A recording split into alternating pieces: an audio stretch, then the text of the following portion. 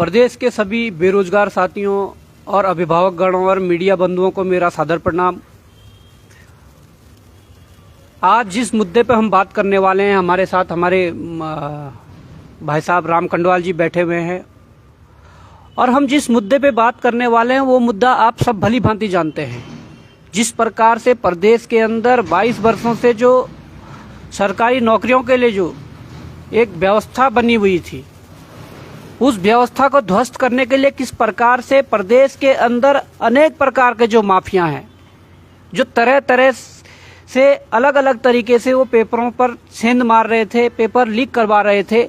अगर पहले मामला यूकेएसएससी का खुला है तो आज यूकेपीएससी का जब मामला खुला है, ये कोई नई बात नहीं है कि यूकेपीएससी का मामला खुला है तो ये कोई नई बात है। मैं आपको बताना चाहता हूँ, जब यूकेएसएससी का मामला चल रहा था, हमने उसी दौरान कहा था, जब सरकार ने पूरी जिम्मेदारी यूकेपीएससी को दे दी थी, हमने मुख्यमंत्री के सामने बैठकर ये बात रखी थी कि आप पूरे परीक्षाओं को यूकेपीएससी को नहीं दे सकते हैं, आपको यूकेएसएससी को खड़ा करना होगा, क्योंकि यूकेपीएससी में भी कम बड़ी धांधली नहीं हो रही है। हमारे सूत्र सही थे और हमारे पास कुछ चीजें भी आई थी। मैं आप लोगों को ये कहना चाहता हूं कि अब पानी सर से ऊपर जा चुका है। बहुत बार कुछ लोग अपने निजी स्वार्थ के चलते, हो सकता है कि कई बार कहा होगा कि हमारा जो निजी स्वार्थ है वो ऊपर है, परंतु अगर प्रदेश हित को देखना है, अगर अपने भविष्य को देखना है, अपने बच्चों के भविष्य को देखना है, तो ये बात मैं आप लोगों को स्पष्ट कर देना चाहता हूं कि यूकेपीएससी में जो प्रकरण चला और जो मैं 2 दिन से घटनाएं देख रहा हूं, हम मौन इसलिए थे, हम जब प्रकरण सामने आया तो हम दूसरे ही दिन यूकेपीएससी गए, वहां पर वह सचिव से मिले और सचिव को हमने ये बात कही कि आपके पास जो हमने तथ्य 3 नवंबर 2011 को दिए थे, आपके पास जो हमने एक मुख्य परीक्षा की कॉपी दी थी, उसमें जो आपके आयोग के द्वारा गड़बड़ी कही गई थी वो हमने आपके सामने रखे। आपके आयोग के पैनल ने जो इंटरव्यू के दौरान जो नियमावली के विरुद्ध जाकर कुछ लोगों को, अपने लोगों को या पैसा लेकर जो लोगों को फायदा पहुंचाया है, वो चीजें हमने आपके सामने रखी थी। हमने चीजें रखी थी कि एजेई में बड़ी मात्रा में गड़बड़ियां हुई है, उसके पेपर या बाहर थे या उसका क्वेश्चन बैंक बाहर था, जो भी था, हमने कहा कि आप अगर कुछ नहीं कर सकते तो कम से कम उन बच्चों के रिजल्ट में उन बच्चों के नाम, उनके माता पिता के नाम और कैटेगरी और एक कटअप जारी कर दीजिए कि कितनी उनकी कटअप गई है। परंतु आपने ये सब छुपाने के लिए वो जारी नहीं किया। क्यों? क्योंकि आपकी पोल उस समय ही खुल जाती थी। आपने बचाने की बहुत कोशिश की, परंतु आप अब बचे नहीं। हमने पहले ही कहा था कि अंदर के ही लोग कुछ आपके यहाँ पर गड़बड़ियां कर रहे हैं। बड़ा दुख हुआ सुबह आज जब कल शाम को हमने देखा कि एसटीएफ ने पहले जिन परीक्षाओं में गड़बड़ी का वो जिक्र किया था और एसटीएफ अपने उससे बदल गई। एसटीएफ के जो मुखिया है, जो एसएसपी है, उनका जो बयान आता है कि जो हमारे जो ये चतुर्वेदी जी हैं, इनको एक परीक्षा की जिम्मेदारी दी गई थी और एक परीक्षा की अगर जिम्मेदारी दी गई थी वो पटवारी परीक्षा थी। हम आपकी बात से सहमत भी है और सहमत भी नहीं है। सहमत इस वजह से हैं कि अगर आप कह रहे हैं कि एक परीक्षा की जिम्मेदारी दी थी तो ठीक है, आप उसको रखिए। अगर चतुर्वेदी को एक परीक्षा की जिम्मेदारी दी थी तो पुलिस जो सिपाही का जो पेपर है या जो पुलिस सिपाही का जो क्वेश्चन बैंक है वो बाहर कैसे आया? हमारे पास चीजें आई है और आयोग इतने अफड़ा दबड़ी में है कि जैसे ही लगा कि यूकेपीएससी लोक सेवा आयोग जो है उनकी धांधली सामने आ रही है, आप पुलिस मुख्यालय से 12 तारीख को एक लेटर जारी कर देते हैं कि हम जो पुलिस जो आरक्षी है, जो इसमें फायरमैन के जो पद है, उनके लिए आप ट्रेनिंग सेंटर जो उनको चिन्हित कर रहे हैं, उनको चयनित कर रहे हैं। अभी रिजल्ट नहीं निकला, अभी आपका मेडिकल नहीं हुआ, अभी आपका वहां पर डीबी नहीं हुआ और आप कह रहे हैं कि ट्रेनिंग सेंटर चयनित कर रहे हैं। इतनी बौखलाहट क्यों? मैं साफ तौर पर यह इशारा कर रहा हूं कि इसके अंदर बड़े से बड़े अधिकारियों की मिलीभगत है और ये हम आपको साबित करके दिखाएंगे। हमारे पास चीजें आई है और चीजें आ रही है और भी चीजें आ रही है। इसलिए मैं ये स्पष्ट करना चाहता हूं कि सरकार की यदि मनमानी ऐसी रही या सरकार की मंशा ये है कि आप पटवारी को आगे करके सारे मामले दबाना चाहते हो तो आप दबाइए, आप उसके लिए स्वतंत्र है। आपके पास अभी ये समय है कि आप सत्ता में हैं, आप इसको दबाइए। परंतु मैं मुख्यमंत्री जी आपसे ये कहना चाहता हूं, मेरी बात को गौर से सुन लीजिएगा। सरकार में बैठे मंत्री विधायकों, ये बात गौर से सुन लीजिएगा कि मैं ये कह देता हूं कि एजेई का पेपर बाहर था, पुलिस कांस्टेबल का पेपर बाहर था, पटवारी का पेपर बाहर था, प्रवक्ता के भी हमारे पास बहुत से साक्ष्य हैं, जिन प्रवक्ता की आप बात कर रहे हैं। और आयोग को हमने ये बात कही कि फिलहाल जो परीक्षाएं हैं पहले आप इसको स्थगित करिए और आप जांच करिए। अगर चतुर्वेदी को एक ही परीक्षा का जिम्मा सौंपा गया था तो एजेई का पेपर किसने बाहर करा, उस दूसरे व्यक्ति को भी पकड़िए। पुलिस कांस्टेबल का पेपर किसने बाहर करा, उस व्यक्ति को भी पकड़िए। ये नहीं होने वाला कि आप पटवारी को आगे करके सारे मुद्दे दबाएंगे। हम दबने वालों में से नहीं हैं और ना मुद्दे दबने देंगे, ये हम सीधी सी बात कह रहे हैं। इसके लिए हमें कुछ भी करना पड़े, इसके लिए हमें जन सैलाब सड़कों पर उतारना पड़े, हम उतारेंगे, ये बात ध्यान रहे। सरकार सुन लें, सरकार का जो खुफिया तंत्र है वो सुन लें। ये सर से ऊपर पानी जा चुका है, हम अब बिल्कुल भी सहन नहीं करने वाले। और मैं अभ्यर्थियों को, छात्रों को, बेरोजगारों को भी ये कहना चाहता हूं, अगर आपके लिए 2-4 महीना लेट होता है तो लेट सही, परंतु ऐसी व्यवस्था के अंदर पेपर देना बड़ा ही एक इस तरीके का गुनाह है। अपने आप में भी हमारा भी कुछ मौलिक कर्तव्य है कि भाई कम से कम अगर कोई भ्रष्टाचार के खिलाफ जो लड़ रहे हैं उनके साथ खड़े हो जाइए। क्योंकि अगर आपने अपने निजी स्वार्थ को आगे रखकर यदि ये कोशिश की कि हमारा पेपर 22 को होना है, होने दो, और अगर पेपर होने के बाद कुछ चीजें सामने आती है तो सबसे बड़ा दुख तब होगा। इसलिए हम कहते हैं कि अभी जो पेपर है वो चाहे फॉरेस्ट गार्ड का हो या पीसीएस का हो, जिस पीसीएस में आपने कोर्ट में जो मामला लंबित था उसी दौरान आपने वहाँ की ओएमआर वगैरह जो है जला दी थी, इतनी जल्दी क्या थी?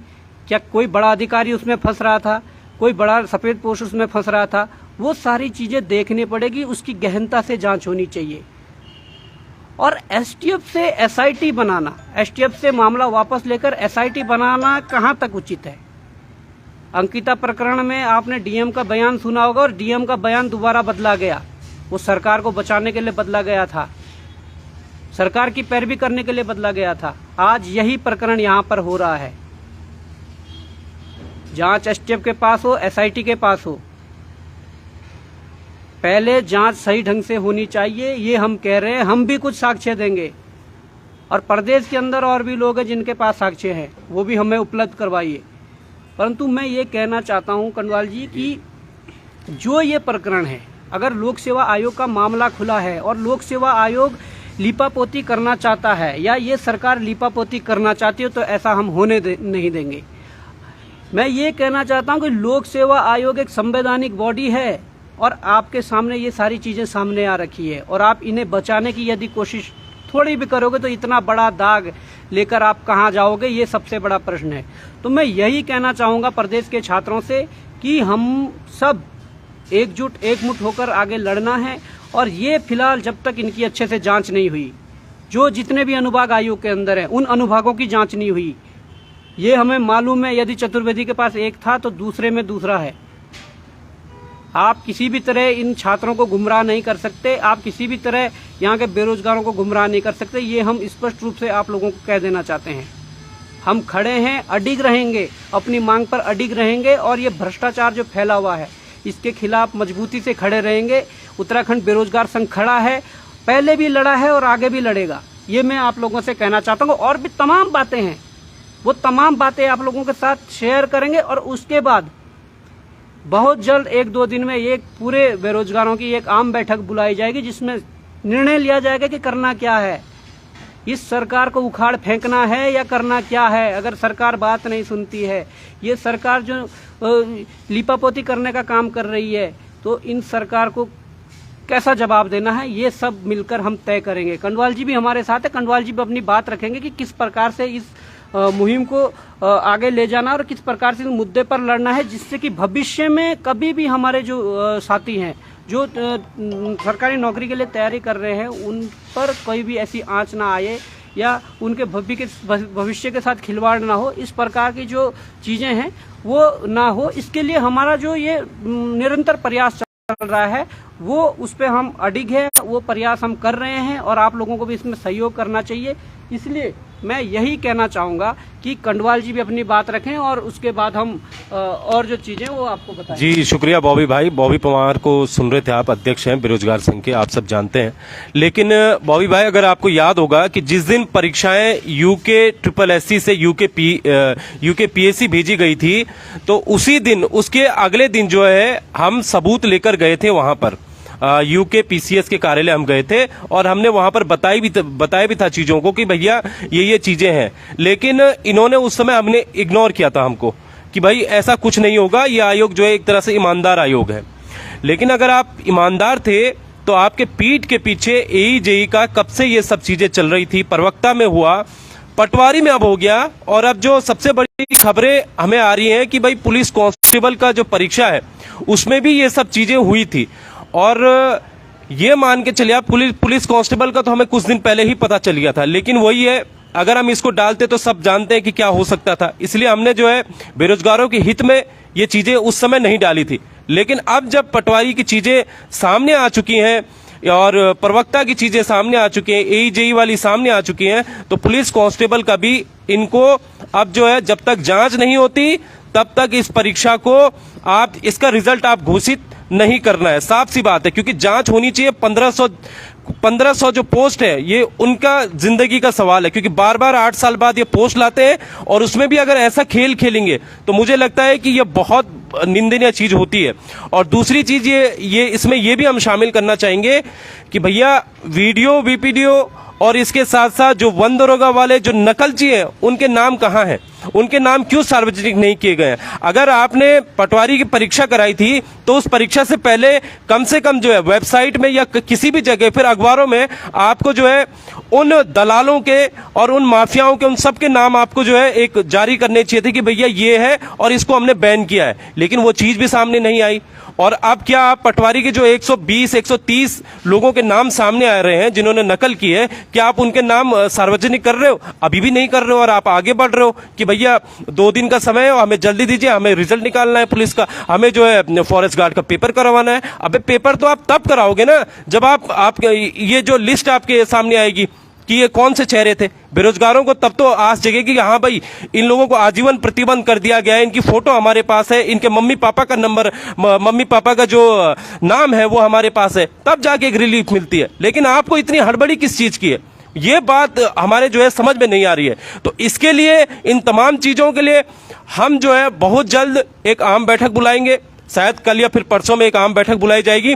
और उसके बाद आगे की रणनीति, क्योंकि अब जो है सड़कों पे उतरने का समय है। और ये ऐसा नहीं है कि आप एक दिन सड़क में उतर गए और खेल खत्म हो गया कि भाई अब जो होगा देखा जाएगा। नहीं, इसके लिए हमें एक लंबी लड़ाई लड़नी है और उस लंबी लड़ाई लड़ने के लिए आप सबका सहयोग जरूरी है। क्योंकि भाई अगर देखिए चीजें अगर होती रहेंगी, कल अब फॉरेस्ट गार्ड का पेपर हो गया, फिर वही चीज हो गई, फिर आप बोलोगे कि सर एक रैली कर लो, एक महारैली कर लो, तो फिर वो चीज सही नहीं होती। इसलिए आपको जब तक लड़ाई लड़नी है तो उसको जो है जड़ से उखाड़ फेंकने के लिए आप सबका साथ बेहद जरूरी है। क्यों बॉबी भाई? बिल्कुल सही बात कही जो आपने लड़ाई की बात कही है, निर्णायक लड़ाई होनी चाहिए। देखिए हम तो शुक्रगुजार है ऊपर वाले के कि UPSSC के खिलाफ मुहिम शुरू की थी और हमने ये बात उस दौरान कई बार कही है। आप हमारे पोस्टों में जाकर, हमारे इंटरव्यू में जाकर, पीछे के इंटरव्यू में जाकर देख सकते हैं, हमने कई बार कही है कि अगर हम दोनों को एक साथ, दोनों आयोगों को एक साथ लेंगे तो फिर दिक्कतें आ जाएगी। हमने पहले UPSSC का करा, परंतु ऊपर वाले ने जल्दी ही इस मामले को खोल दिया। नहीं तो पटवारी जाता, फॉरेस्ट गार्ड जाता, पुलिस कांस्टेबल जाता, सारी ये चीजें ध्वस्त हो जाती। और PCS आप देखते हैं ना, आप देखिए कि कितनी बड़ी अड़बड़ी है कि यहाँ पर पटवारी के एडमिट कार्ड 4 या 5 दिन पहले निकले। इतनी क्या अड़बड़ी हुई कि जैसे ही लगा कि लोक सेवा आयोग में गड़बड़ी हुई है, फॉरेस्ट गार्ड के एडमिट कार्ड आपने 11 दिन पहले जारी कर दिए। क्या अड़बड़ी थी? PCS के एडमिट कार्ड आपके वेबसाइट पर, आपके आयोग की जो साइट है उस पर बाद में जारी होते हैं और 2 दिन पहले टेलीग्राम और आपके व्हाट्सएप ग्रुपों में चलता है। तो ये कौन सी गोपनीयता रह गई? तो ये बड़े सवाल है और बहुत से साक्ष्य हैं। ऐसा नहीं है कि साक्ष्य नहीं है, हम बिना साक्ष्यों के नहीं बोल रहे हैं। हम SIT को भी साक्ष्य देंगे, STF को भी साक्ष्य देंगे और सरकार को भी साक्ष्य देंगे। ये हमारी जो मुहिम है ये चलनी चाहिए, आगे चलनी चाहिए, क्योंकि ये जो भ्रष्टाचार के खिलाफ ये मुहिम है, इस लड़ाई के लिए आप सबको, हम सबको साथ मिलकर लड़ना है, तब जाके कुछ हम इस पे पार पा पाएंगे, तब जाके हम अपने युवाओं के भविष्य को बचा पाएंगे। ये हमारी जो मुहिम है ये भ्रष्टाचार के खिलाफ है, इसमें सबको साथ होना है कंडवाल जी। और मैं यही कहना चाहता हूं कि आप सबको ये संदेश है कि एकजुट एकमुट रहिए और तैयार रहिए, कभी भी अलाउंस हो सकता है। अगर सरकार से हम वार्ता करने की कोशिश कर रहे हैं, अगर सरकार नहीं मानती है, आयोग नहीं मानता, तो आप तैयार रहिए, तैयार रहिए देहरादून जाम करने के लिए। देहरादून जाम होना चाहिए, तैयार रहिए। आप जिस जगह हो उस जगह पर आप तैयार रहिए, उस जिले मुख्यालय को जाम करना है, ये हमने कह दिया है। और आप लोगों को इसका समर्थन करना चाहिए, क्योंकि ये लड़ाई उत्तराखंड के भविष्य से जुड़ी हुई है। तो कंडवाल जी आप क्या कहना चाहेंगे? मैं तो यही कहना चाहूंगा, बाकी जो भी मैसेज होगा शाम को, कल तक हम पब्लिश कर देंगे। और ये सारा मैसेज जो है पूरे उत्तराखंड के युवाओं को, अभिभावकों को, पत्रकारों को हम बता देंगे कि चीजें क्या क्या है। और जब हम साक्ष्य दे देंगे, एसटीएफ को दो, एसआईटी को दो, सरकार को दे, जो भी चीजें हैं, अगर सरकार उस पर कार्रवाई नहीं करती है तो अंजाम तो क्या होना है वो आप सब जानते हैं, सरकार भी जानती है कि अंजाम क्या होगा। आप हमें प्रचंड बहुमत का वो मत दिखाइए, हम जानते हैं वो प्रचंड बहुमत कुछ नहीं है, वो सारी कठपुतलियां हैं जो तुम्हारे विधायक है, सारी कठपुतलियां हैं जिनके मुंह से गलत के खिलाफ एक आवाज नहीं निकलती, और सारे विधायक कठपुतलियां हैं। और यहाँ के मुख्यमंत्री, यहाँ के मंत्री सारे कठपुतलियां हैं जो दिल्ली के रिमोट से चल रही है। हम बेकाफ होकर बोलेंगे, हम बेपाक होकर बोलेंगे, और हम ये कहेंगे जो गलत है गलत है, जो सही है सही है। इसके खिलाफ हमें कुछ भी करना पड़े, कोई सी भी लड़ाई लड़नी पड़े, निर्णायक लड़ाई बनाएंगे और लड़ेंगे कंडवाल जी। बिल्कुल लड़ेंगे। और बस आखिरी में यही कहना चाहते हैं कि आप अगले कदम का हमारा इंतजार कीजिए, एकजुट रहना है सबको, क्योंकि यही मौका है। और वीडियो जो परीक्षा हुई थी और जो पहले यूके SSS के घोटाले हुए थे, वो जो आपने एकजुटता दिखाई थी, उसका ही असर था कि जो है बहुत सारी चीजें हुई भी थी, लेकिन फिर यूके PSC ने जो गलतियां की हैं, अब एक बार फिर से आपको जो एकजुट होने का वक्त आ चुका है, और इस वक्त में सबको एकजुट होना है। हम सब एकजुट हैं, सब साथ हैं, और अगले कदम का इंतजार कीजिए। बाकी आपको आगे की अपडेट हम देते रहेंगे समय समय पर, उत्तराखंड बेरोजगार संघ पेज से और अन्य जो हमारे माध्यम है वहां से हम आपको देते रहेंगे। फिलहाल शुक्रिया दोस्तों। क्यों बॉबी भाई, बिल्कुल खत्म करते हैं अभी तो खत्म करते हैं। और हम लगातार लगे हुए हैं, हम अगर बैठे तो हमारे 3 घंटे हमने अभी यहाँ पर निष्कर्ष निकाला है, 3 घंटे रणनीति बनाई कि क्या है। कल परसों से हम कलेक्ट करने में लगे हुए हैं, चीजों को कलेक्ट करने में भी कैसे क्या करना है, सारी रणनीतियां तैयार है। बस आप तैयार रहना, जब आह्वान हो जाएगा सीधे। अगर सरकार नहीं मानती है, सरकार जांच नहीं करवाती है, सरकार यही रवैया यदि रखती है, तो आप तैयार रहिए, हम तैयार है, आपको मैसेज पहुंचा दिया जाएगा। जय हिंद, जय भारत, जय उत्तराखंड साथियों। नमस्कार।